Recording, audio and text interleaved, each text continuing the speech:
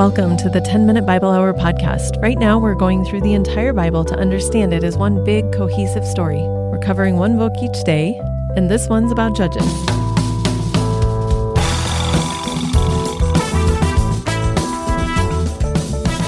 Hey, my friends, it's Matt. This is the 10-Minute Bible Hour podcast. We are working our way through the entire Bible right now, one book per day until we're done.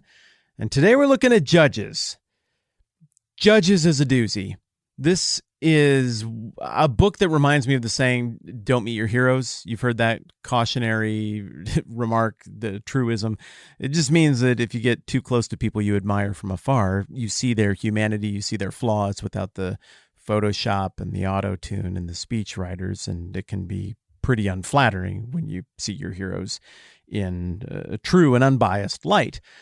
Well, with Judges, when I was a kid, I read through this book very much with the mindset of the heroes or whoever's on screen, a good guy, bad guy, comic book kind of reading. And as I've gone back to this book as an adult who's lived a little bit in the real world and who's read a little bit more Bible, I'm now able to better see how flawed pretty much literally every single character in this book is.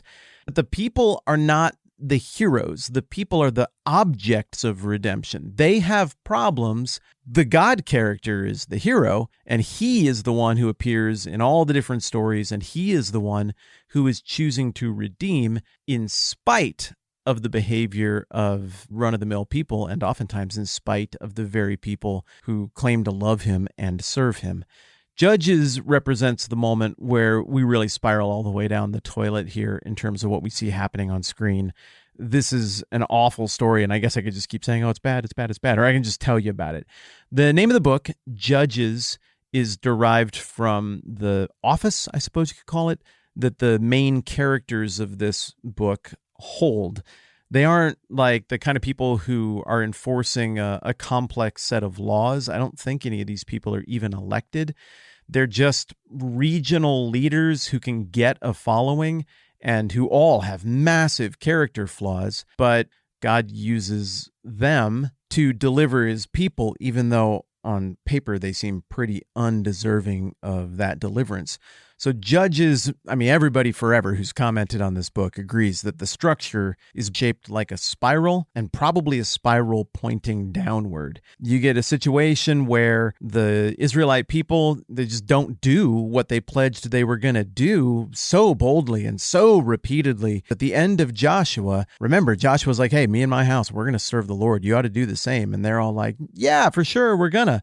And I didn't say this when we were going through Joshua, but Joshua responds to that like, you are testifying against yourselves right now. Tread lightly, my friends, because I don't think you're actually going to do that. And they're like, no, we're totally going to do it. And he's like, are you though? Because it seems like you don't, and you're not going to do that. And they're like, we are totally going to do it. Let's carve a rock. And so then they carve a rock. And I guess that means that now they're going to do it, but they totally ignore the rock. So in Judges, the narrative cycle is the people of God do bad stuff. They act like the Canaanites instead of acting different from the Canaanites. Then, just like the deal that God made with Moses, I'm going to be your God, you're going to be my people, and everybody's going to know it, because if you obey me, I'm going to bless you, and if you disobey me, I'm going to punish you. In keeping with that covenant, God lets different oppressors come along and put their boot on the neck of the Israelite people in different regions. And then eventually the Israelite people are really sad about it, and they cry out to God, and they're like, we're super sorry, please help us, deliver us from this oppressor. And then God, preserving his own glory, preserving his own redemptive plan, preserving and honoring the unconditional covenant he made with Abraham, delivers them. And then things are better for a period of time. So we get done with this prologue that explains why things are going to go south, and then we get introduced to a series of different judges.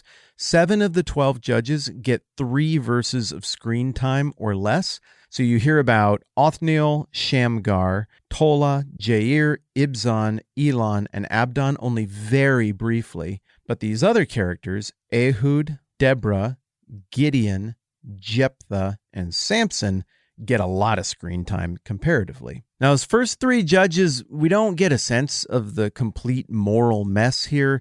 because the coverage is so succinct, but Judges is very juicy at times. You can almost smell it if you read it closely enough. For example, the story of Ehud, the author goes out of his way to say that the king Ehud was stabbed so well and so hard that he emptied his bowels when all of that happened. The story of Deborah ends with some guy's wife coaxing a fugitive king who was a former oppressor of Israel into a tent, and she acts like she's going to be nice to him, and as soon as she gets him to fall asleep with some delicious warm milk, she pounds a giant metal tent peg through his brain and then calls in the Israelites like, there he is, just nailed to the ground. That's him right there.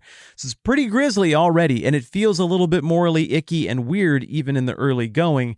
But then we meet Gideon.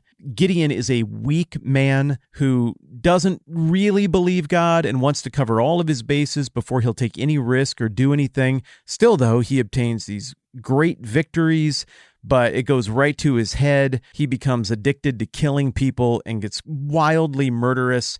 And then in an episode that really closely echoes that of the golden calf in Exodus at Mount Sinai, he collects a bunch of gold from the spoils of those he's defeated, and he has it made into like a gold priest getup. They call it an ephod, and Israel ends up worshiping that, and it's an absolute embarrassment. Then there's this crude gang leader who lives way out in the hill country. Israel's being oppressed. They can't come up with anybody else to help him out. After this cycle runs again, his name's Jephthah.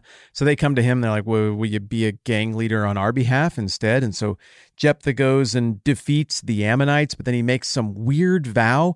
And the weird vow is that he promises God that he's going to sacrifice whatever comes out of the house to meet him first if he's given victory over the Ammonites. Of course, it's going to be his daughter. And surprise, it's his daughter. And so what we see there is that even this person who's supposed to be judge and leader over Israel has no idea how God is. That's the kind of oath you would make to a Canaanite god. And then it looks like he keeps that vow. Some people will try to come up with some very, very slippery way of being like, no, like it was actually this other thing. But I think the folks who are reading it that way are frankly too concerned with trying to recast these judges as heroes, when in fact, even the people who God uses to deliver the Israelites are really, obviously, if we just take an objective look at it, very, very flawed, and none more so than Samson, whose story has echoes that move forward and backwards in the Bible. There's like a jillion points of story rhyming throughout the book of Judges, but probably the greatest concentration of elements and motifs and themes that just sound like they're plucked from all these other parts of the Bible happens in the Samson story, where we get a birth that echoes the miraculous births at the beginning of Luke, of Elizabeth and Mary, and we get an ascension that looks almost like Jesus' ascension at the end of Luke, beginning of Acts. But morally, it's absolute, complete, and total chaos. And then we get this little appendix, this bonus stuff at the end of the book between chapters 17 and 21, where there are two absolutely horrible incidents, including the one that opened my eyes to adult readings of the Bible, that being the story of Israel's civil war when, through a series of events, a concubine ends up getting cut up into a whole bunch of pieces and sent to all the different parts of Israel. I'm serious. And then all the different tribes come together and declare war against another tribe, but they overdo it and they make rash vows. And so to kind of undo maybe their over punishing of that tribe, after God lets them suffer losses themselves for 2 days, almost as if to say, like, you have culpability here as well, before I let you bring justice to the tribe that did this horrible thing. And when all of that is said and done, they've made so many mistakes in how they prosecute that punishment, and they've so unjustly executed their justice and judgment against this one tribe that they end up solving their problem by letting them abscond with other people's women, essentially making forced wives and slaves out of them. It is very disturbing from beginning to end, but it's not an even level of disturbing. That toilet spiral analogy, I think, is legit. In the end, the people of Israel, only a relatively small amount of time removed from the Exodus and the conquest, look just like the people they were supposed to replace. They have the values of the Canaanites. They think like Canaanites. They conceive of their God like a Canaanite God. And the result is the bloodshed and the madness and the chaos that the Canaanites had experienced. If God could be mocked, this would almost make a mockery of God and call into question his judgment. Why would you replace the Canaanites for their wickedness with just this other version of identical wickedness? The last verse of the book of Judges is chapter 21, verse 25. In those days, there was no king in Israel. Everyone did what was right in his own eyes. Everything has gone off the rails. That system of moral thought, especially saturated in Canaanite thought, it's not going to work. And so it begs for some kind of authority to step in and provide leadership. The people of Israel have rejected the theocracy. They don't want God as king. They want to chase after foreign gods and foreign values.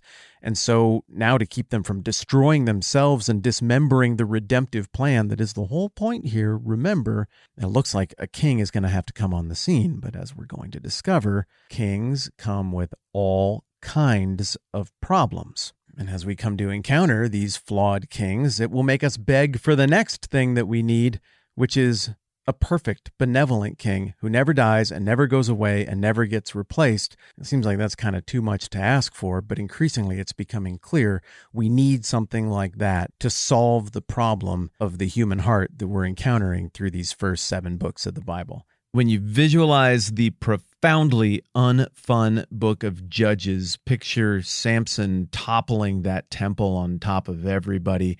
It's just a glorious metaphor for the whole thing. Judgment and mess all around there. When you think about the theme, reflect on Israel rejecting God, and really this just being a microcosm of the way humanity rejects God. Finally, if you don't have time to read the whole thing, make sure to check out Judges 2:16 through 19, because it kind of spells out who the judges are. Make sure to also check out Judges 13 through 16. That's chapters 13 through 16, because you get the whole Samson story, which again, I think gives you a sense of the whole book and how each of these cycles with the judges works. And then finally, make sure to catch the very end, Judges 21 to 25, that little bit that I just read you. I guess we're going to call that a level up, but it's a dark level up. You know what isn't dark, though? What we get next. Ruth is really, really good. And the tone shift that we get going into Ruth next time around is so welcome after what we just went through with Judges. So I'm excited about that. All right, I'm Matt. This is the 10-Minute Bible Hour podcast. Let's do this again soon. This podcast is supported by many of you at patreon.com/the TMBH podcast. We're grateful because it supports our family.